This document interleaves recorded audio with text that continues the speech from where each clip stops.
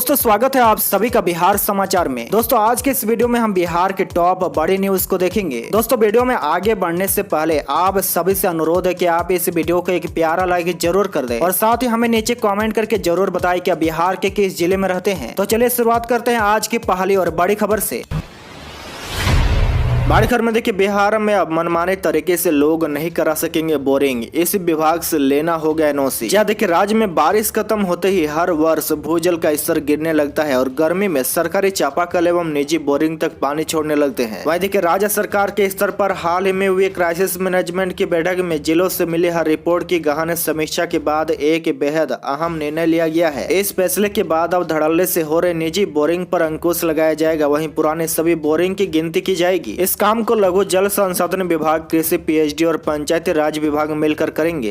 वहीं देखिए, सर्वे के दौरान पीएचडी अधिकारी निजी, सरकारी और कृषि बोरिंग की गिनती भी करेंगे ताकि पानी की उपलब्धता और उसकी खपत की रिपोर्ट तैयार करेंगे। वहीं बोरिंग के लिए पानी का उपयोग करने में किस तरह की कार्रवाई होती है, इसको लेकर भी रिपोर्ट तैयार होगा। इस काम को करने के लिए शहरी क्षेत्र में नगर निगम और ग्रामीण क्षेत्रों में मुखिया को जिम्मेदारी दी जाएगी। वहीं निजी बोरिंग करने के लिए एनओसी भी लेना होगा और इस संबंध में निगरानी की जिम्मेदारी सभी डीएम को सौंपी जाएगी। वहीं अधिकारियों के मुताबिक पहले चरण में जहानाबाद, गया, औरंगाबाद, शेखपुरा, नवादा, मुंगेर, लखीसराय, भागलपुर, बांका, जमुई, नालंदा, पटना, दरभंगा में वाटर मेकिंग की जाएगी। इसके लिए प्रस्ताव तैयार किया गया है और इन इलाकों में तकनीक से सभी पानी की जाँच होगी। बड़ी खबर में देखिए, मुख्यमंत्री नीतीश कुमार बोले, हम थर्ड नहीं मेन फ्रंट है। पटना में जदयू के खुला अधिवेशन में ललन सिंह का दावा, 2024 में भाजपा मुक्त होगा भारत। देखिए, जदयू के राष्ट्रीय अध्यक्ष ललन सिंह ने कहा कि 2024 में भाजपा मुक्त भारत बनाएंगे, ये बहुत मुश्किल नहीं है। पटना में जदयू के खुला अधिवेशन में ललन सिंह ने भाजपा को खूब ललकारा है। राष्ट्रीय अध्यक्ष ने साफ कहा है कि अब 2024 में भाजपा को हराना मुश्किल नहीं है। देखिए, खुला अधिवेशन में मुख्यमंत्री नीतीश कुमार, केसी त्यागी, उपेंद्र कुशवाहा, उमेश कुशवाहा सहित सभी मंत्री विधायक मौजूद रहे। देखिए, मौके पर सीएम नीतीश कुमार ने कहा कि जनसंख्या नियंत्रण को लेकर शिक्षा पर जोर देने की जरूरत है। हमने बिहार के विकास के लिए बहुत कुछ किया है, समाज के हर तबके के लिए काम किया है। जनता को अधिकार है कि वो किसी को वोट दे। सीएम नीतीश कुमार भाजपा पर जमकर हमला बोला है। वहीं देखिए, सीएम नीतीश कुमार ने कहा कि जब हम लोग भाजपा के साथ थे, चुनाव लड़े थे, उन लोगों ने हमारा सहयोग लेकर ज्यादा सीटें जीते थे, उन लोगों ने हमारे को हरवाया था। हमारे हारने वाले लोगों ने बताया कि हम लोगों को हरवाया गया है। कुर्नी हार गए तो चर्चा खूब कर रहे हैं, दो राज्यों में हार गए तो उसकी चर्चा ही नहीं है। हम लोगों को उन लोगों से कोई मतलब नहीं है। 2024 में हम लोग मिलकर चुनाव लड़ेंगे तो जीतेंगे। हम थर्ड फ्रंट नहीं, हम लोग मेन फ्रंट है। वहीं बड़ी खबर में देखिए, पीएम मोदी पर नीतीश का बड़ा हमला, जहां पैदा हुए पहले से विकसित है बिहार जैसे पिछड़े कई राज्यों की मदद नहीं की। जहां देखिए, मुख्यमंत्री नीतीश कुमार ने प्रधानमंत्री को निशाने पर लेते हुए कहा कि देश के उत्थान की खूब चर्चा करते हैं लेकिन गरीब राज्यों के लिए कुछ नहीं करते हैं। नरेंद्र मोदी का नाम लिए बगैर उन्होंने कहा कि जहाँ वे पैदा हुए हैं पहले से विकसित है बिहार जैसे कई राज्य जो पहले से पिछड़े हैं उनकी कोई मदद नहीं की। कितना संकट आता है, बाढ़ से नेपाल से खतरा रोकने के लिए कुछ नहीं किया, लेकिन हम लोग जब से काम संभाले हैं विकास के लिए, पढ़ाई, इलाज सबके लिए काम कर रहे हैं। उन्होंने आगे कहा कि सुखाड़ और बाढ़ से प्रभावित को मदद पहुंचा रहे हैं। रविवार को पटना के श्री कृष्ण मेमोरियल हॉल में जदयू के खुला अधिवेशन में नीतीश ने ये बातें कही है।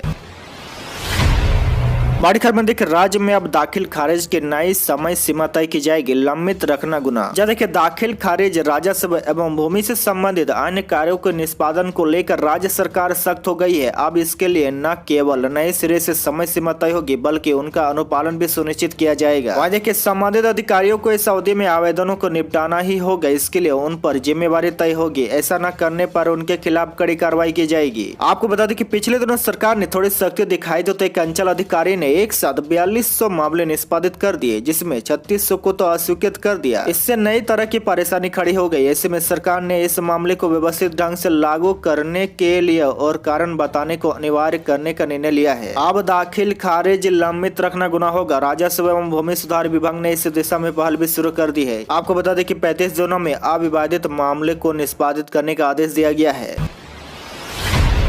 बड़ी खबर में देखिए, राज्य में कल से तापमान में आएगी गिरावट, बढ़ेगी ठंड। जी देखिए, राजधानी समेत प्रदेश में मंगलवार से तापमान में 2 से 3 डिग्री की गिरावट होने के साथ ही ठंड में बढ़ोतरी की संभावना है। वहीं देखिए, इस दौरान प्रदेश में पछुआ हवा की गति 6 से 8 किलोमीटर प्रति घंटा रहेगी। हालांकि पिछले 24 घंटे में पटना समेत 17 जिलों के तापमान में बढ़ोतरी हुई है। वहीं देखिए, मौसम विज्ञान केंद्र पटना के अनुसार प्रदेश के उत्तरी भागों में सुबह के समय कोहरा छाये रहने की संभावना है। वहीं दक्षिण बिहार में अपेक्षाकृत न्यूनतम तापमान उत्तर बिहार के मुकाबले कम कम रहेगा। वहाँ देखिए पिछले 24 घंटे में राज्य के 6 जिले पूर्वी चंपारण, मुजफ्फरपुर, सुपौल, फरबिसगंज, अररिया, कटिहार जिले के औसत न्यूनतम तापमान में आंशिक गिरावट दर्ज की गई है। वहीं राजधानी समेत प्रदेश के 17 जिलों के औसत न्यूनतम तापमान में आंशिक वृद्धि दर्ज की गई है। बड़ी खबर में देखिए राज्य में सभी निजी ITI की होगी जांच। जहाँ देखिए श्रम संसाधन विभाग की टीम जल्द ही राज्य में 1200 से अधिक निजी ITI संस्थानों का निरीक्षण करेगी। वहाँ देखिए जांच में जो ITI मानक पर खरा नहीं उतरेंगे उनकी संबद्धता यानी कि मान्यता समाप्त करने की अनुशंसा केंद्र सरकार से की जाएगी। आपको बता दें कि बुनियादी सुविधाओं के बगैर चल रहे ITI की संबद्धता समाप्त करने का अधिकार पहले राज्य सरकार को नहीं था। इस साल केंद्र ने सभी राज्यों को यह अधिकार दिया है कि वह निरीक्षण करे और मानक के अनुसार ITI करा नहीं उतरे तो उसकी संबद्धता समाप्त करने की अनुशंसा करे।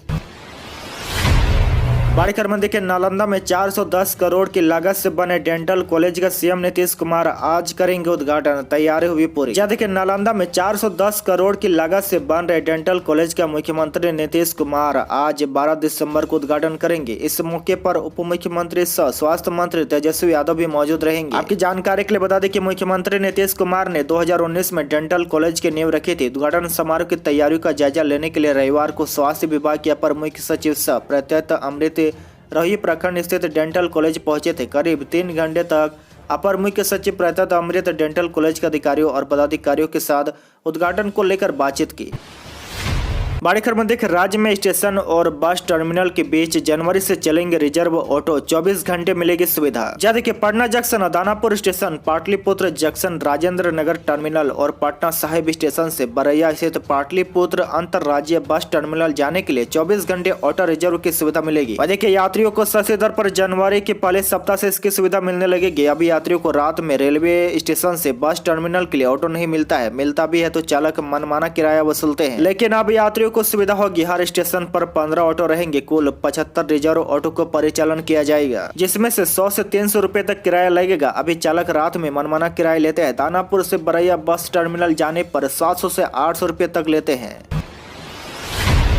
देखिए मिशन 60 के तहत मिलेगी नौकरी, राज्य के हर एक अस्पताल में बहाल होंगे स्थानीय भाषा के जानकार। जहाँ देखिए राज्य के सरकारी अस्पतालों में इलाज करवाने वाले मरीजों को अब पहले से अधिक सुविधा मुहैया कराने को लेकर स्वास्थ्य विभाग लगातार तत्पर है। इसको लेकर विभाग द्वारा हर रोज कोई न कोई नया निर्णय लिया जा रहा है। इसी कड़ी में अब जो ताजा जानकारी निकल कर सामने आ रही है उसके मुताबिक अब राज्य के सभी सरकारी सदर अस्पतालों में स्थानीय भाषा के जानकारों की नियुक्ति करने की तैयारी चल रही है। वहीं देखिए राज्य सरकार ने अब यह निर्णय लिया है कि अब राज्य के सभी अस्पतालों में मरीजों के किसी भी प्रश्न का उत्तर उन्हीं की भाषा में मुहैया कराया जाएगा। यह व्यवस्था बाकायदा स्वास्थ्य के नए संचालन प्रक्रिया में शामिल की गई है। इसके लिए अस्पतालों में मगही, भोजपुरी, मैथिली और बजिका जैसी भाषाओं के जानकार रखे जाएंगे। दरअसल पिछले 3 महीनों से स्वास्थ्य विभाग और मंत्री तेजस्वी यादव की तरफ से मिशन चलाकर सरकारी अस्पतालों में भी मरीजों को निजी अस्पताल जैसी सुविधा देने की कवायद चल रही है।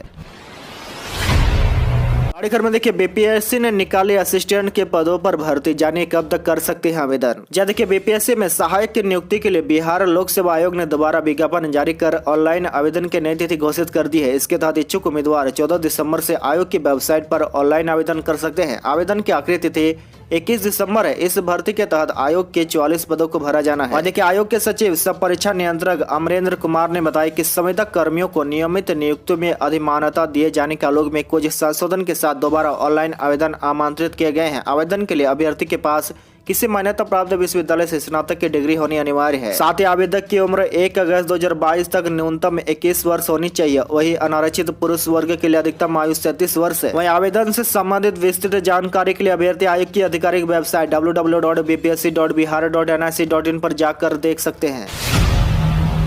बड़ी खबर में देखिए पटना के गांधी मैदान में 15 दिसंबर से लगेगा बिहार सरस मेला। उद्यमिता से सशक्तिकरण थीम पर होगा आयोजन। जहाँ देखिए स्वास्थ्य, संस्कृति, परंपरा, हस्तशिल्प और हुनर के विविध रंगों को अपने अंदर संजोए बिहार सरस मेले का आयोजन 15 दिसंबर से पटना के ऐतिहासिक गांधी मैदान पर होने जा रहा है। वहीं मेले का समापन 29 दिसंबर को होगा। हमारे देश के हर राज्य के स्वदेशी उत्पाद, संस्कृति और परंपरा को प्रोत्साहित करने के उद्देश्य से साल 2014 से सरस मेले का आयोजन होता आ रहा है। बिहार सरस मेले का आयोजन बिहार ग्रामीण जीविका पार्जन प्रोत्साहन समिति जीविका के तत्वावधान में प्रति वर्ष अलग अलग थीम पर आयोजित होता रहता है। इस साल आयोजित सरस मेले का थीम उद्यमिता से सशक्तिकरण है। और देखिए सरस मेला में देश के स्वयं सहायता समूह से जुड़ी महिलाओं और शिल्पकारों की ओर से निर्मित उत्पाद, हस्तशिल्प और लोक कलाकृतियों की प्रदर्शनी सब बिक्री होगी। इसके साथ ही फूड जोन में देश और पारंपरिक व्यंजनों के विभिन्न राज्यों के स्टॉल और जीविका दीदियों द्वारा संचालित दीदी के रसोई के स्टॉल भी होंगे।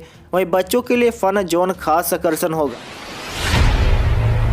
में देखिए गोड्डा से राजेंद्र नगर के बीच दौड़ी नई ट्रेन, निशिकांत दुबे ने दिखाई हरी झंडी। जहाँ देखिए बिहार और झारखंड के बीच एक और नई ट्रेन की शुरुआत हो गई है। गोड्डा राजेंद्र नगर को शनिवार को हरी झंडी दिखाकर रवाना किया गया। गोड्डा के सांसद डॉक्टर निशिकांत दुबे ने गोड्डा से राजेंद्र नगर पटना के बीच चलने वाली इस सप्ताही ट्रेन को दिन में 1 बजे हरी झंडी दिखाई। इस अवसर पर गोड्डा के विधायक अमित मंडल, डीआरएम विकास चौबे व रेलवे के अन्य पदाधिकारी उपस्थित थे। वहीं देखिए निशिकांत दुबे ने कहा कि पिछली बार गोड्डा में सियालदा के लिए ट्रेन को हरी झंडी दिखाने के दौरान जनता को आश्वस्त किया था कि 1 माह में गोड्डा के लोगों को गोड्डा पीर पेते रेल लाइन के विस्तारीकरण की खुशखबरी देंगे। सांसद ने कहा कि मार्च 2023 तक गोड्डा पाकुड़ रेल परियोजना को भी स्वीकृति मिल जाने की उम्मीद है।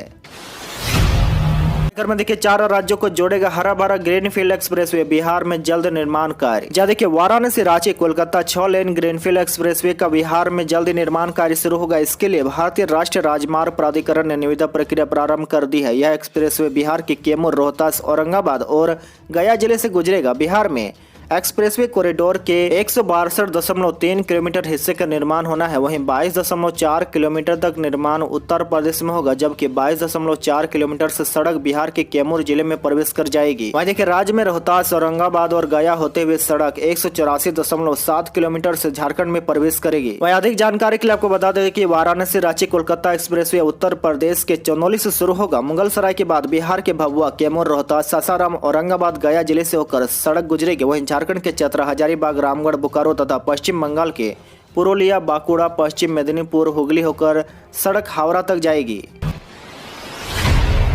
में देखिए पटना, बेगूसराय समेत बिहार के 4 शहरों में सबसे ज्यादा प्रदूषण, जहरीली हवा में सांस ले रहे हैं लोग। देखिए बिहार में वायु प्रदूषण लगातार बढ़ता ही जा रहा है। ठंड के मौसम में राजधानी पटना, बेगूसराय, सिवान, दरभंगा में वायु गुणवत्ता सूचांक खतरनाक श्रेणी में बना हुआ है। इन शहरों में शनिवार 10 दिसंबर एयर क्वालिटी इंडेक्स 400 के ऊपर दर्ज किया गया। ये चारों शहर फिलहाल देश में सबसे ज्यादा प्रदूषित शहर है। इसके अलावा समस्तीपुर, पूर्णिया, गया, नालंदा, पश्चिमी चंपारण, भागलपुर और भोजपुर जिले में भी हवा बहुत जहरीली है। नेशनल एयर क्वालिटी इंडेक्स के ताजा आंकड़ों के मुताबिक शनिवार सुबह 10 बजे बेगूसराय में सर्वाधिक 460 AQI दर्ज किया गया, जो खतरनाक श्रेणी में है। वहीं बेगूसराय लगातार दूसरे दिन देश का सबसे प्रदूषित शहर है। देश की राजधानी दिल्ली में भी AQI 400 के नीचे है। वहीं बिहार की राजधानी पटना में भी शनिवार सुबह 451 AQI दर्ज किया गया है। इसके बाद सिवान में 413 और दरभंगा में 404 AQI है। आज के लिए बस इतना ही। इसी तरह बिहार के डेली न्यूज देखने के लिए आप हमारे चैनल को जरूर सब्सक्राइब करें।